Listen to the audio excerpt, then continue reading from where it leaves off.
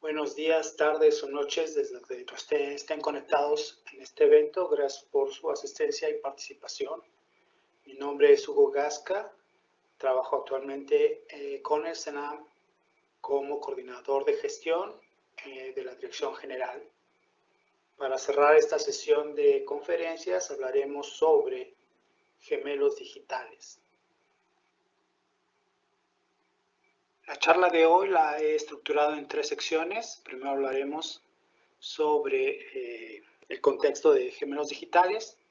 En una segunda parte listaremos algunos de los gemelos digitales en metrología y un ejemplo específico a más detalle.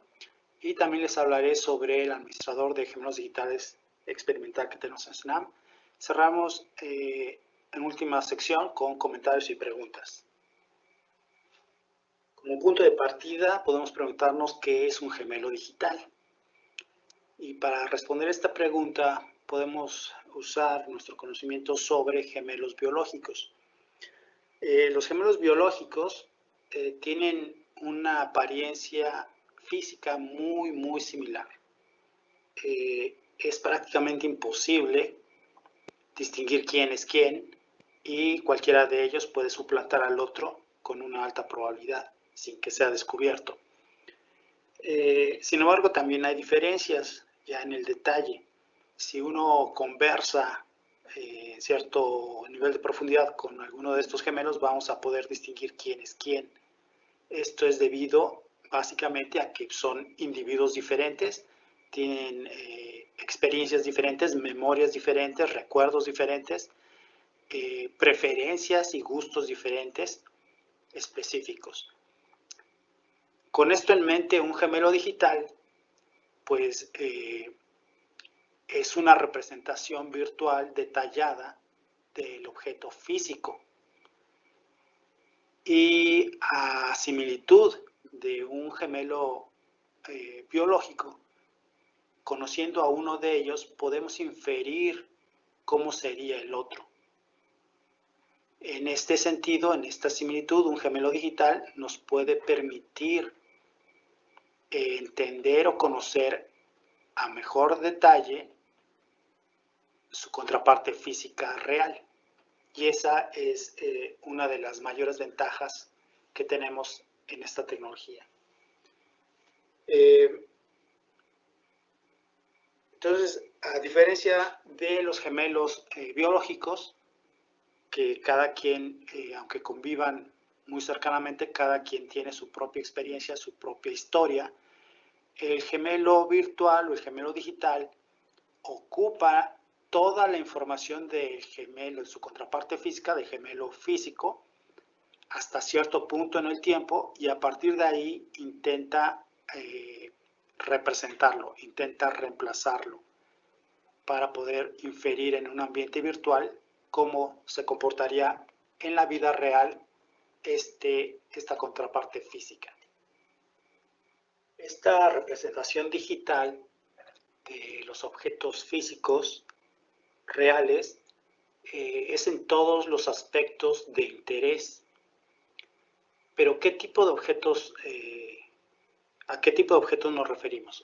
Pueden ser productos, pueden ser servicios o pueden ser procesos o sistemas completos.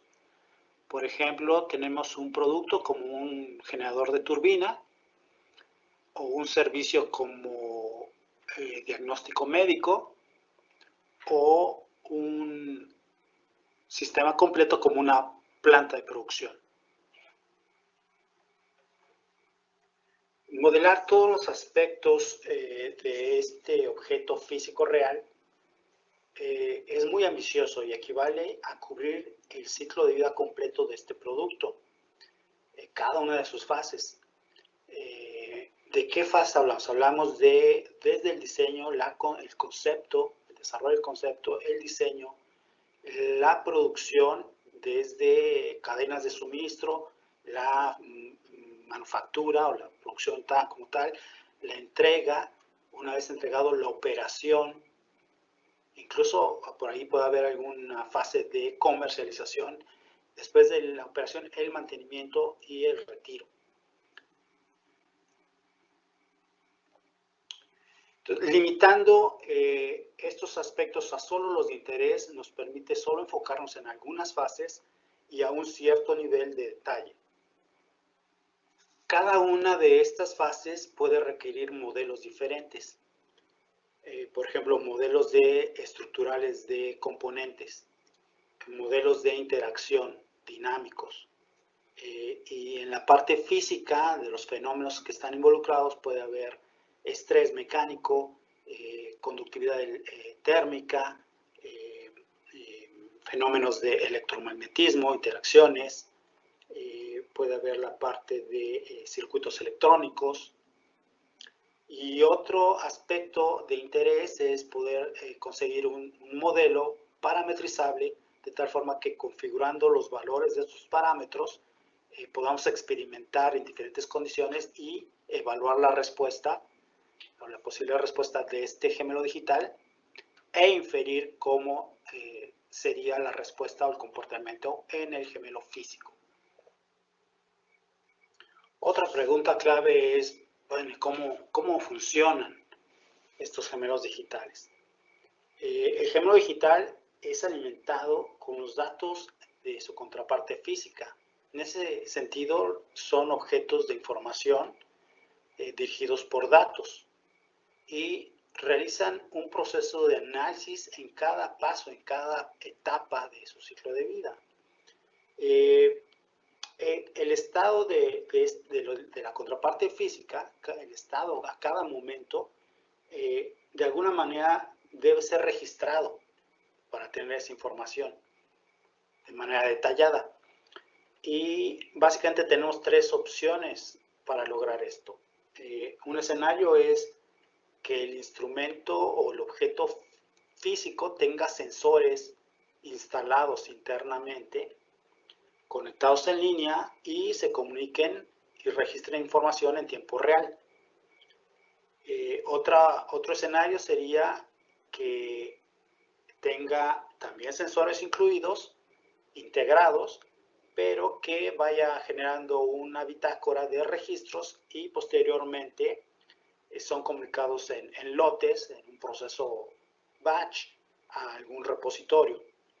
Y un tercer escenario es, bueno, tener un objeto físico e implementar un sistema de medición externo, instrumentación externa, al gemelo físico.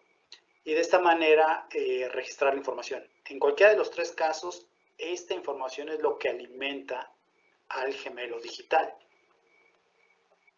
Para cerrar este primer punto, vamos a revisar qué trayectoria nos está llevando este contexto. Empecemos por qué ahora. Tenemos que reconocer que hay tres fuerzas que están coincidiendo, que hacen este punto coyuntural. Estas tres fuerzas son básicamente las tecnologías emergentes que están convergiendo. Estas tecnologías son básicamente la parte de procesamiento de cómputo mayor cada vez, gracias a la miniaturización, la ley de Moore, eficiencia mayor, mayor densidad, entonces se abarata y por el mismo capital, el mismo espacio, tenemos más capacidad de cómputo. Otro factor es la parte de procesamiento de software, ¿no? La parte de redes neuronales, inteligencia artificial, aprendizaje profundo, toda la parte de algoritmos. Otra de las tecnologías emergentes pues, es la Internet de las Cosas, conexión de muchos en línea, en tiempo real, muchas cosas. Una red 5G o superior que nos va a permitir conectar billones o trillones de estos objetos prácticamente de manera instantánea, sin retardo, sin tiempo de latencia. Y un poquito más allá se vislumbra la llegada de computadoras cuánticas. Esa es la primera fuerza, es muy importante. Y un fenómeno que sucede en todas estas tecnologías, por cada una de ellas por sí solas es una mejora, pero la combinación de ellas potencializa al conjunto. Entonces es algo de considerar. Una segunda fuerza que está involucrada en esto es que hay cierta evidencia, hay estudios de que en la última década o 2 décadas la productividad de los países a nivel mundial con, digamos, industrializados, con la tecnología instalada previa o la actual, digamos, sin considerar las emergentes, bueno, esa productividad está decayendo de manera sistemática. Y la única forma de salvar esta situación es hacer un cambio disruptivo.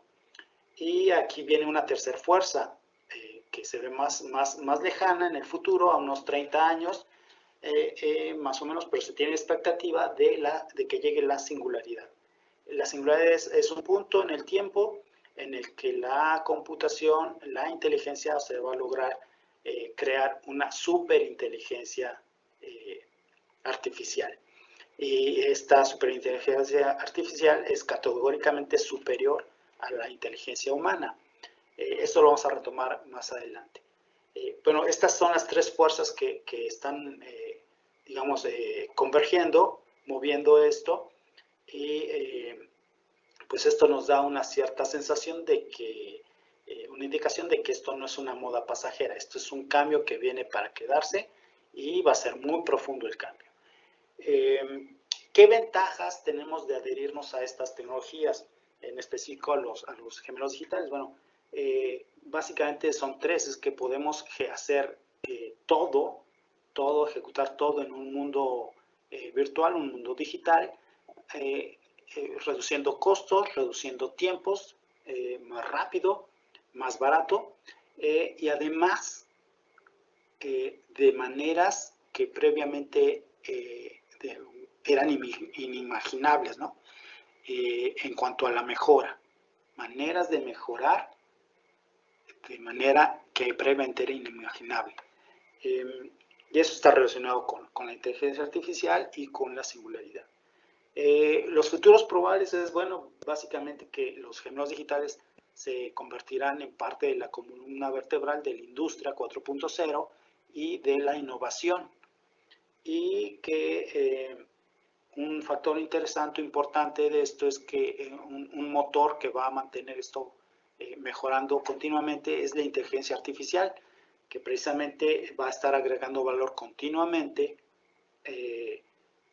para mantener actualizados a los gemelos digitales, a sus modelos, y a su vez esto transferirlo a los gemelos físicos, que son los que vamos a poder masivamente utilizar o comercializar, y eso también va a reducir los tiempos de entrega al mercado, el retorno de inversión se va a acelerar y la productividad va a aumentar. Definitivamente esto es algo disruptivo y la productividad va a estar aumentando. ¿Qué desafíos hay al respecto de esto? Bueno, antes de pasar a los desafíos, esto definitivamente no es una moda, ¿no? Porque una vez instalado estos gemelos digitales y que en un lapso de 10 a 20 años pueda ser reemplazado, porque antes no va a haber algo mejor que ellos, y si en una primera o segunda generación de gemelos digitales se materializa la singularidad con una inteligencia superior, categóricamente superior a la humana, pues definitivamente vamos a tener una situación en la que va a haber mejoras todavía más impresionantes, menos anticipadas, menos imaginables en este momento, y eso va a ser el motor que va a mantener mejorando a los gemelos digitales y a la producción de sus contrapartes físicas. Ahora sí, la parte de desafío o de oportunidades, pues básicamente es una, pero de ahí se deriva la oportunidad. Bueno, el desafío es que no existe una receta que nos diga en qué producto o en qué fase empezar. Y la parte decisiva es precisamente una decisión crítica, es decidir empezar. Ante la incertidumbre hay que empezar. Y la guía que tenemos para empezar es elegir, igual que en la evolución, elegir las competencias que nos permitan sobrevivir. En este caso son las competencias que nos distingan de nuestros competidores.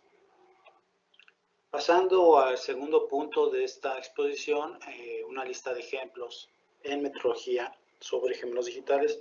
Podemos pensar en pesas patrón, celdas de carga, transductores de fuerza, balanzas, densímetros, termómetros, barómetros, bloques patrón, sensores en general como acelerómetros, magnetómetros, dispositivos de orientación, detectores de gas, prácticamente todo lo que nos podemos imaginar puede tener su contraparte de gemelo digital. Entrando a detalle con una balanza analítica, tenemos la contraparte física del lado izquierdo, la contraparte virtual del lado derecho. En la parte física pues tenemos la balanza, el objeto físico, la balanza, su dispositivo de despliegue y su pesa, una pesa patrón. Y del lado derecho, en el espacio virtual, tenemos las contrapartes, sus modelos que los describen.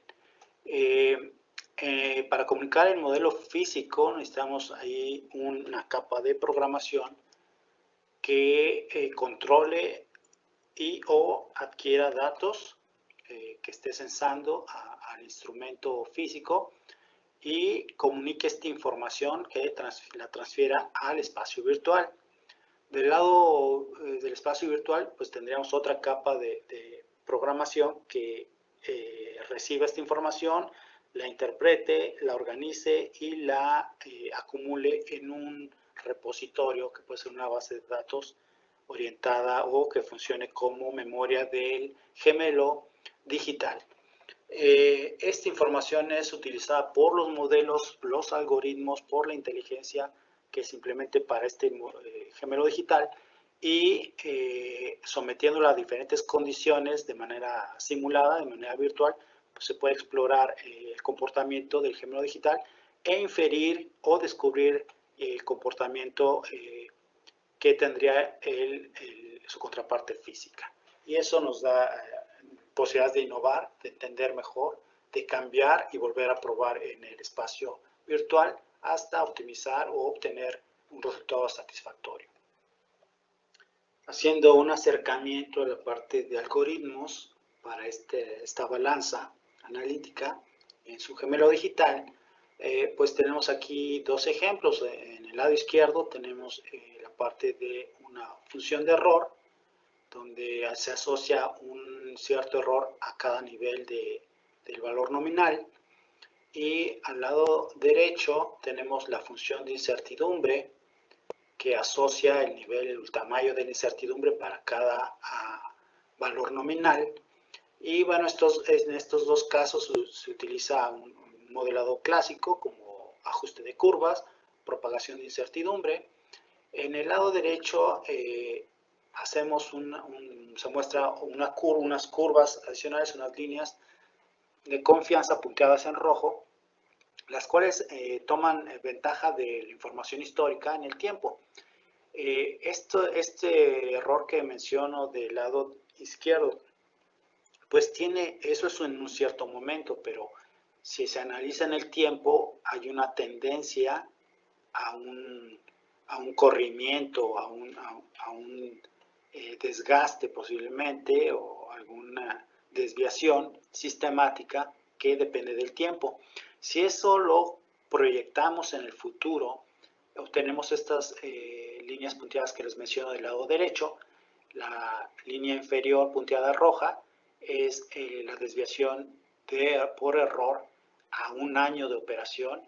La segunda línea es, bueno, la línea intermedia es a 2 años de operación y la línea superior es a 3 años de operación. Entonces aquí aplicamos análisis predictivo o la parte de pronóstico para sacarle provecho a la información histórica y entender, en este caso estaremos calculando los intervalos de calibración basados en información, en evidencia, pero podríamos utilizar técnicas más avanzadas como de inteligencia artificial o aprendizaje profundo para lograr innovación. Ahora les presento el administrador de gemelos digitales de CENAM, que es un sistema experimental Este consta de tres, bueno, es una aplicación, tiene tres opciones de menú. La primera opción para manejo de instrumentos, la segunda para administrar las condiciones de operación y la tercera para obtener indicaciones simuladas de este gemelo digital. En la sección de instrumentos que se manejan, en la sección de instrumentos, tenemos aquí 4 instrumentos: una balanza, un termómetro, un barómetro, un higrómetro, y las barras en azul indican que hemos cargado una balanza y un barómetro. Y del lado derecho aparece una descripción breve de estos gemelos digitales. Para la balanza tenemos un historial de 9 calibraciones y la última calibración sucedió en febrero de 2020. Para el barómetro tenemos una sola calibración que se hizo en 2017. Observamos aquí abajo una opción de información no divulgada, y eso lo que ocasiona es que queden ocultos las marcas, modelos, números de serie y números de identificación para mantener anónima esta información. En esta opción de menú de condiciones permite visualizar o establecer los valores de los parámetros que nos van a permitir controlar el experimento. Estamos hablando de las condiciones ambientales, temperatura, presión y humedad, y propiamente configuración de la simulación, el número de la semilla, de números aleatorios, el tamaño de la muestra que se va a simular, el nivel de riesgo alfa y la densidad de la pesa que se va a aplicar en la balanza. Finalmente, en la opción de menú de indicaciones, todavía tenemos aquí dos valores de la configuración que podemos variar. Uno es la cantidad de entrada, el valor nominal de la pesa y la fecha de la medición. En este caso tenemos un valor nominal de 20 gramos y lo que vemos del lado derecho es el histograma, la distribución, utilizando los modelos y la información de los parámetros. Una distribución de la respuesta que tendría esta balanza ante esta pesa, y podemos ver que está ligeramente por abajo debido a varios fenómenos que suceden: el empuje del aire debido a las condiciones ambientales y también el desgaste a través de 8 meses, que la balanza fue calibrada en febrero y aquí estamos midiendo en octubre, 8 meses después, y hay un cierto corrimiento. Y eso es lo que tenemos, además de la incertidumbre y las distribuciones de las cantidades de entrada. Los siguientes pasos incluyen, trabajo futuro, incluyen extender procedimientos de medición. Actualmente lo que tenemos, lo que se ha mostrado, está centrado en un producto, en un instrumento y totalmente acotado a una fase de medición. Otra posibilidad es integrar esto con otros módulos actuales o que están en desarrollo, como el módulo de diseño de experimentos, como la parte de adquisición de datos, cartas de control para control estadístico, análisis del presupuesto de incertidumbre para mejora en zonas prometedoras con mayor impacto, el módulo de certificados digitales. Otra línea podría ser cubrir otras fases del ciclo de vida, y para hacer esto pensaríamos en proyectos de colaboración con los fabricantes. Y otra línea sería avanzar en la parte de una entrega hacia una base de datos, como sería una nube meteorológica. Muchas gracias por su atención.